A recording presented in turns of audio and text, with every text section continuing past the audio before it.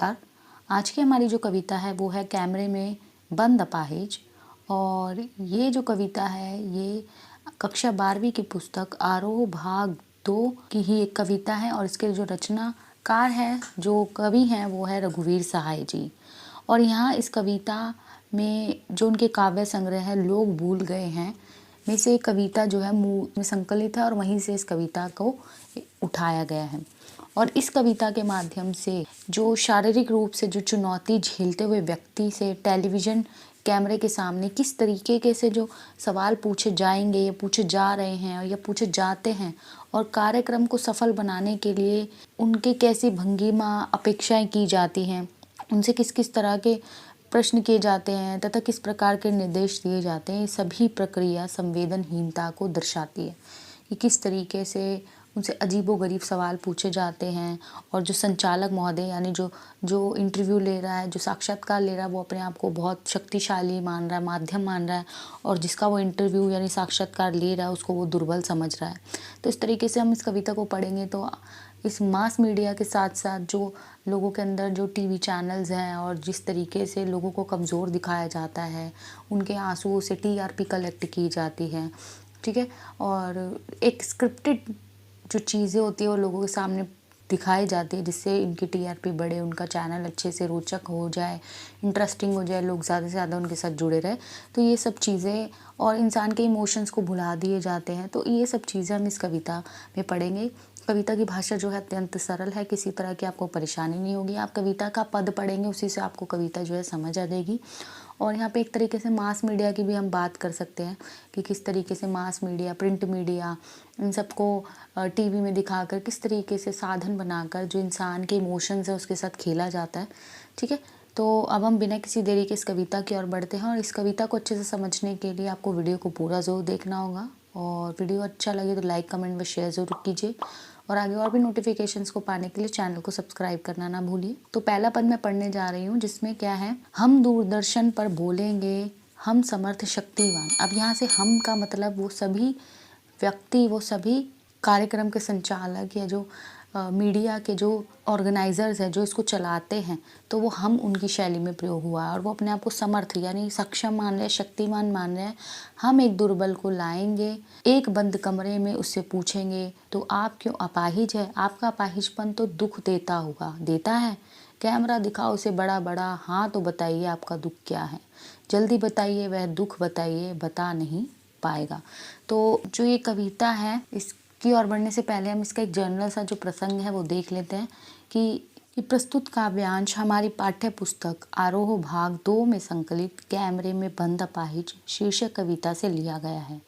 इस कविता के रचयिता रघुवीर सहाय हैं और यह एक व्यंग्य कविता है। व्यंग्य कविता यानी टोन शैली में, आलोचना शैली में है। और इस कविता में कवि ने मीडिया की संवेदनहीनता के चित्रण किया है, जैसा कि मैंने आपको बताया कि किस तरीके से जो संचालक है अपनी टीआरपी बढ़ाने के लिए जो बिल्कुल संवेदनहीन हो चुका है। और कवि का मानना है कि मीडिया वाले दूसरों के दुख को भी व्यापार का माध्यम बना लेते हैं, यानी किसी के दुख को दिखाकर ही वो अपना व्यापार करते हैं।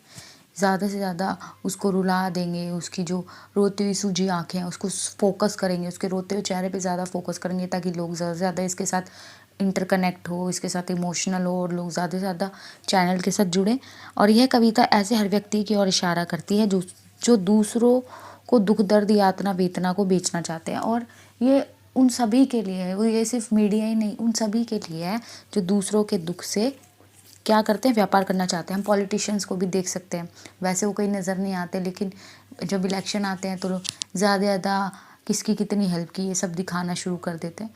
तो ये उन सभी लोगों के लिए है। मीडिया को यहाँ पर एक माध्यम बनाया गया, मीडिया भी ये कार्य करती है लेकिन ये हर जगह के लिए ये एकदम सही साबित होता है। तो पहले पद की ओर बढ़ते हैं, जैसा कि हम दूरदर्शन पर बोलेंगे हम समर्थ शक्तिवान।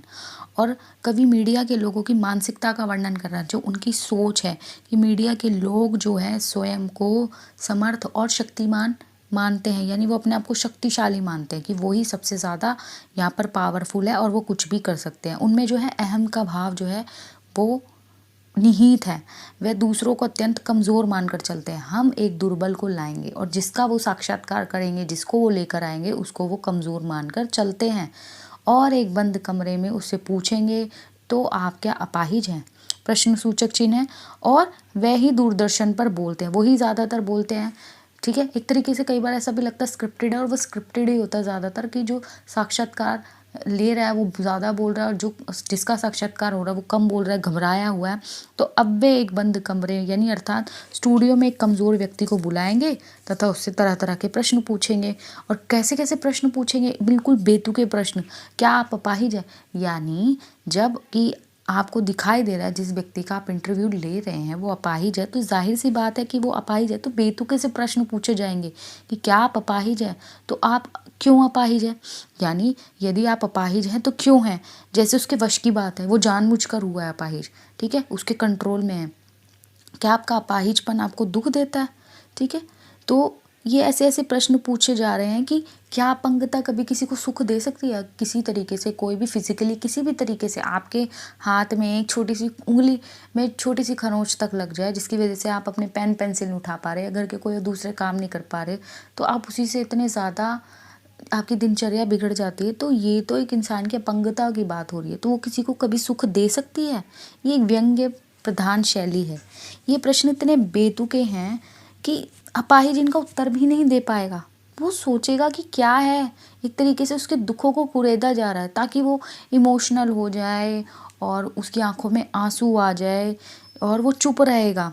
और इस बीच जो प्रश्न करता है, जो प्रश्न उससे पूछ रहा है, वो कैमरे वाले को निर्देश देता है, कैमरा दिखाओ इसे बड़ा बड़ा, कि अगर मान लीजिए इस तरीके से बेतुके प्रश्न पूछे जा रहे हैं, तुम अपाहिज हो, तुम अपाहिज क्यों हो, तुम किस वजह से अपाहिज हुए और तुम्हें कैसा लगता है अपाहिज होना, इस तरीके से प्रश्न पूछे जा रहे हैं, तो ऑब्वियस है वो इमोशनल हो जाएगा। ठीक है, उसके इमोशंस के साथ खेला जा रहा है, कहीं ना कहीं वो रोएगा, उसकी आंखों में आंसू आएंगे, उसकी आंखें सूज जाएगी। तो इस सिचुएशन में भी जो संचालक है, जो इंटरव्यू ले रहा है, उसके मन में भी बस टीआरपी के बारे में ही घूमेगा, अपनी प्रमोशन के बारे में ही घूमेगा दिमाग में, और वो कैमरामैन को बोलेगा कि चलो अब ये रो रहा है, इसकी आंखें जो है मोटी मोटी हो गई है, सूजी सूजी हो गई है, इसको मतलब अब तुम बड़ा बड़ा फोकस करके दिखाओ। और फिर उससे प्रश्न पूछा जाएगा कि आपको कष्ट क्या है, जबकि स्पष्ट है कि उसको क्या कष्ट है, जल्दी बताइए, वह दुख बताइए, बता नहीं पाएगा। और फिर वो उसके पीछे पड़ जाएगा कि अपाहिज इन प्रश्नों का उत्तर नहीं दे पाएगा क्योंकि ये प्रश्न उसका मजाक उड़ाते हैं। ठीक है, ये ऐसे प्रश्न हैं जो दिख रहे हैं हमें, तो इनका तो मतलब ही नहीं बनता। हमें दिख रहा है कोई बंदा या कोई व्यक्ति अपाहिज है, तो ये हमें विजिबिलिटी है, ये तो हमें दिखाई ही दे रहा है, तो एक तरीके से प्रश्न उनके मजाक उड़ा रहे हैं। और व्यंग्य स्पष्ट है कि संचालक महोदय को अपंग व्यक्ति की पीड़ा से कुछ लेना देना नहीं है, उसको कोई मतलब नहीं है कि उसके इस तरीके के बेतुके प्रश्न से वो किस तरीके से आहत हो रहा है। वह तो अपने कार्यक्रम को सजीव बनाना चाहता है, उसके अटपटे प्रश्न करुणा जगाने के स्थान पर एक खींच उत्पन्न कर रहे हैं। इस प्रकार ये सारा कार्यक्रम जो है नाटकीय प्रतीत होता है। और ऑब्वियस है वो इस तरीके से बेतुके प्रश्न पूछेगा और वो उसके आंसर नहीं दे पाएगा, वो इमोशनल हो गया, या तो उसको खींच होगी, या वो चिढ़ जाएगा, या वो भावनाओं में बहकर रोने लगेगा। तो इस तरीके से जो एक तरीके से उनकी स्क्रिप्ट थी कि यार इसको रुलाएंगे और इससे टीआरपी लेंगे, इस कैमरा फोकस करेंगे, वो ऐसा जो चाहते थे वो कुछ नहीं है, और जो नाटकीय है वो यहाँ पर दिखाई देने लगता है, जिसकी वजह से ये पूरा का पूरा जो कार्यक्रम है एक नाटकीय प्रतीत होने लगता है। तो अत्यंत आसान है। यह संचालक यानी जो साक्षात्कार ले रहा है और जिसका साक्षात्कार हो रहा है और किस तरीके से उस बंदे का मजाक उड़ाया जा रहा है, तो व्यंग्य प्रधान शैली में यहाँ पर जो कवि है उन्होंने जाहिर किया है। और इसके विशेष की ओर देखते हैं कि मीडिया की मानसिकता पर जो है करारा व्यंग्य किया गया है। काव्यांश में नाटकीयता है, भाषा सरल व सहज है, व्यंजना शब्द शक्ति का प्रयोग किया गया है और बिंब योजना सार्थक है, मुक्त छंद का प्रयोग है और प्रश्न अलंकार का प्रयोग है, क्योंकि प्रश्न ही पूछे जा रहे हैं ज़्यादातर। तो आशा कर रही हूँ आपको ये पद आसानी से समझ आ रहे होंगे। इसके दूसरे पद की ओर बढ़ते हैं। अगली पंक्तियाँ हैं, सोचिए बताइए। अब यहाँ तक तो था कि वो कैमरा एक तरीके से उसने बंद करवा दिया कि नाटकीय लग रहा है सब कुछ, उससे फोर्सफुली प्रश्न पूछ रहा है ताकि वो ज़्यादा भावुक, इमोशनल हो, रोने लग जाए। ठीक है, फिर वो उसको जोर दे रहा है कि सोचिए, कि जो उसने प्रश्न पूछे हैं उनके बारे में वो कह रहा है सोचिए और उनके बारे में बताइए, आपको अपाहिज होकर कैसा लगता है। और मीडिया के लोग जो है अपाहिज से तो बेतुके सवाल करते ही हैं, अपाहिज से पूछते हैं कि अपाहिज होकर आपको कैसा लगता है। मानो ये बताने की बात हो, ऑब्वियस है किसी को अच्छा नहीं लगता। और वो संचालक जो है उस पर दबाव डाल रहा है, साक्षात्कार जिसका वो ले रहा है उस अपंग व्यक्ति पर, कि सोचकर बताइए। यदि वह नहीं बता पाता तो स्वयं उत्तर देने की कोशिश करते हैं। और कैसा यानी कैसा लगता है, हम खुद इशारे से बताएंगे कि क्या ऐसा, यानी फिर ब्रैकेट में यहाँ पे बताया गया है कि ये सब स्क्रिप्टेड है और निर्देशक जो है खुद ही उत्तर देने की कोशिश कर रहा है। वो उसको बोलने भी नहीं दे रहा, खुद ही प्रश्न पूछे जा रहा है और खुद ही आंसर देने की कोशिश कर रहा है, उसको बोलने भी नहीं दे रहा और वो बताने की कोशिश कर रहा है कि क्या आपको ऐसा ऐसा लगता है, सोचिए बताइए, थोड़ी कोशिश करिए। और उसको फोर्सफुली बोल रहा है कि इस आप कोशिश कीजिए, बताइए, थोड़ा सोच कर और कोशिश करके बताइए। और फिर वो उस पर जोर डालता है कि थोड़ी कोशिश करिए, यह अवसर खो देंगे। और फिर वो उस पर दबाव डालकर कह रहा है कि थोड़ी सी कोशिश कीजिए वरना आप ये अवसर जो है खो देंगे। जैसे पता नहीं ये कितना अनमोल अवसर है, अगर ये मौका उसके हाथ से निकल गया तो पता नहीं जिंदगी का कितना बड़ा दाव वो जो है हार गया। आप जानते हैं कि कार्यक्रम रोचक बनाने के वास्ते हम पूछ पूछ कर उसको रुला देंगे, इंतज़ार करते हैं, आप भी उसको रो पड़ने का करते हैं। और फिर आगे जो कवि है वो कहते हैं कि अपाहिज के पास इससे बढ़िया मौका नहीं हो सकता कि वे अपनी पीड़ा समाज के सामने रख सके। मीडिया वाले कहते हैं कि हमारा लक्ष्य अपने कार्यक्रम को रोचक बनाना है। लिखा ना, आप जानते हैं कि कार्यक्रम रोचक बनाने के वास्ते हम पूछ पूछ कर उसको रुला देंगे। और इनका जो काम है वो अपने चैनल की टीआरपी बढ़ाने के लिए, अपने शो को इंटरेस्टिंग बनाने के लिए, रोचक बनाने के लिए उसे प्रश्न पूछते रहेंगे जब तक वो जवाब नहीं देगा या जब तक वो भावुक होकर रोने नहीं लगेगा, उसको रुला देंगे। इंतज़ार करते हैं, आप भी उसके रो पड़ने का करते हैं। और आगे कवि हमसे स्वयं ही प्रश्न पूछ रहा है, यानी संचालक की तरफ से, कि संचालक वे समाज पर भी कटाक्ष करते हैं कि उसके रोने का हम लोग भी इंतज़ार करते हैं कि कब ये इमोशनल होगा, कब भावुक होगा। ठीक है, वह ये प्रश्न दर्शकों से नहीं पूछेगा और वो डायरेक्टली तो ये प्रश्न नहीं पूछ रहा, लेकिन हम खुद भी एक संचालक की तरह है। ठीक है, हम भी उसके रोने का इंतज़ार कर रहे हैं और हम भी तभी ज़्यादा कनेक्ट हो पाएंगे जब वो रोएगा, रोकर अपनी भावनाओं को व्यक्त करेगा और हम खुद भी शायद कुछ लोग उसकी भावनाओं में बहकर उसके साथ रोने लगे। ठीक है, तो यहाँ पर वही है कि वो बार बार प्रेशराइज कर रहा है, खुद ही उससे प्रश्न पूछ रहा है, खुद ही उत्तर देने की कोशिश कर रहा है, उसको ज़बरदस्ती प्रश्न पूछ पूछ कर रुलाने की कोशिश कर रहा है ताकि वो जो लोग हैं उसके साथ कनेक्ट कर पाए, उसका चैनल जो है, उसका शो जो है और भी ज़्यादा इंटरेस्टिंग हो जाए और रोचक हो जाए। इसका विशेष देख लेते हैं। कवि ने क्षीण होती मानवीय संवेदना का चित्रण किया है कि जो मानवीय संवेदना वो बिल्कुल तुच्छ होती जा रही है। दूरदर्शन के कार्यक्रम निर्माताओं पर करारा व्यंग्य किया गया है और जो टीवी चैनल्स पे जो निर्माता है, जो टीआरपी बढ़ाने के लिए लोगों को रुलाने तक को तैयार है, उनके इमोशंस के साथ खेलने तक को तैयार है, उनके साथ उनके ऊपर करारा व्यंग्य यहाँ कवि ने किया है। काव्य रचना में नाटकीयता तथा व्यंग्यात्मकता है। सरल एवं भावानुकूल खड़ी बोली में सहज अभिव्यक्ति है। अनुप्रास व प्रश्न अलंकार है और मुक्तक छंद का प्रयोग यहाँ पर हुआ है। तीसरी पंक्तियों की ओर बढ़ते हैं। फिर हम पर्दे पर दिखलाएंगे फूली हुई आँख की एक बड़ी तस्वीर, बहुत बड़ी तस्वीर, और उसके होठों पर एक कसमसाहट भी। कसमसाहट का मतलब होता है बेचैनी। आशा है आप उसे उसकी अपंगता की पीड़ा मानेंगे। यानी उसके बाद यहाँ बात की जा रही है, कवि कहता है कि दूरदर्शन वाले जब अपाहिज का मानसिक शोषण कर रहे हैं, एक तरीके से उसको मेंटली जो है टॉर्चर कर रहे हैं, और फिर जब वो इमोशनली उनकी बातों में आकर रो पड़ा, उसकी आंखें सूज गई, फिर वो उसकी फूली हुई आंखों की तस्वीर को, यानी जब वो रो रहा है तो उसकी आंखें जो है सूज गई है, उसकी आंखों की तस्वीर को बड़ा करके पर्दे पर दिखाएंगे जिससे वो ज़्यादा फोकस्ड हो और लोग उसके साथ कनेक्ट कर पाएँ। वह उसके होठों पर होने वाली बहुत बड़ी तस्वीर और उसके होठों पर होने वाली कसमसाहट भी, और जो उसके होठों पर जो है एक घबराहट है, एक बेचैनी है और कुछ ना बोल पाने की जो तड़प है, उसको भी वो फोकस करके दिखाएंगे। आशा है आप उसे उसकी अपंगता की पीड़ा को मानेंगे, और ऐसा करके वे दर्शकों को उसकी पीड़ा बताने की कोशिश करेंगे। यानी वो उसको बोलने भी नहीं देंगे, लेकिन रुला कर उसके जो दुख है, उसके दर्द को बाहर लाने की कोशिश करेंगे कि बिना बोले ही उसके टीआरपी वो चैनल वहाँ पे ग्रैब कर ले या वो शो जो है रोचक हो जाए। आगे बढ़ते हैं। एक और कोशिश, दर्शक धीरज रखिए, देखिए हम दोनों एक संग रुलाने हैं, आप और वह दोनों। कैमरा बस करो, नहीं हुआ रहने दो, पर्दे पर वक्त की कीमत है। और आगे यहाँ पे बात की जा रही है कि वह कोशिश करते हैं कि वह रोने लगे, और जो वो लोग हैं, जो मीडिया वाले हैं, वो कोशिश कर रहे हैं कि जिसका वो साक्षात्कार है वो रोने लगे, और साक्षात्कार लेने वाले दर्शकों को धैर्य धारण करने के लिए कहते हैं। और जो साक्षात्कार ले रहे हैं, वो जो अपनी ऑडियंस है उनको धैर्य धारण करने को कह रहे हैं कि पेशेंसली वो उनके साथ बने रहें, उनके साथ कनेक्ट कर पाएँ, ताकि वो उनके साथ ज़्यादा लंबे, एक होता है ना जितना ज़्यादा देर तक आप किसी चैनल के साथ जुड़े रहोगे तो उसकी टीआरपी उतनी ज़्यादा बढ़ेगी।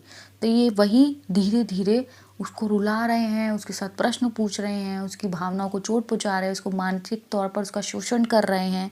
और फिर वो आगे कहते हैं एक और कोशिश दर्शक धीरज धरिए, और हम एक और कोशिश कर रहे हैं इनसे जानने की, बस आप धीरज धरिए, देखिए हम दोनों को एक संग रुलाते हैं। और यदि वे दर्शकों व अपाहिज दोनों को एक साथ रुलाने की कोशिश करते हैं, क्योंकि जो दर्शक है उसके साथ कनेक्ट होंगे, जिसका इंटरव्यू हो रहा है, अगर वो रोएगा तो वो भी इमोशनली उसके साथ कनेक्ट होने के बाद वो भी रोएंगे, तो वो दोनों को एक साथ रुलाने की कोशिश कर रहे हैं और वो उसके साथ जोड़ने की कोशिश कर रहे हैं कि हम दोनों को एक संग रुलाने हैं, आप और वह दोनों। कैमरा बस करो, नहीं हुआ रहने दो, पर्दे पर वक्त की कीमत है। तभी जो है जो संचालक है वो निर्देश देता है कि अब कैमरा जो है बंद कर दो, कैमरा कि बस करो, नहीं हुआ रहने दो, पर्दे पर वक्त की कीमत है, कि कैमरा बंद कर दो। यदि अपाहिज अपना दर्द पूर्णता व्यक्त ना कर पाया तो कोई बात नहीं, कि अब इस शो को यहीं ख़त्म कर दो, वक्त बहुत कीमती है, पर्दे पर समय जो है बहुत महंगा है, कि ठीक है हमारे पास 30 मिनट का समय है, अगर 30 मिनट में ये व्यक्त नहीं कर पाया तो बस बंद करो, अब हमें आगे और भी काम करने हैं, पर्दे पर वक्त बहुत ज़्यादा कीमती है, कि उस बंदे के इमोशंस यहाँ कोई वैल्यू नहीं रखते, कि वो रो रहा है, धो रहा है, ठीक है अब इनका चैनल 30 मिनट का था, अब 30 मिनट पूरे हो गए, अब इसको हटाओ, अब हमें कोई दूसरा शो करना है। तो इस तरीके से ये लोग आगे अपना काम करते हैं। अब मुस्कुराएंगे हम, आप देख रहे थे सामाजिक उद्देश्य से युक्त कार्यक्रम, बस थोड़ी सी ही कसर रह गई, धन्यवाद।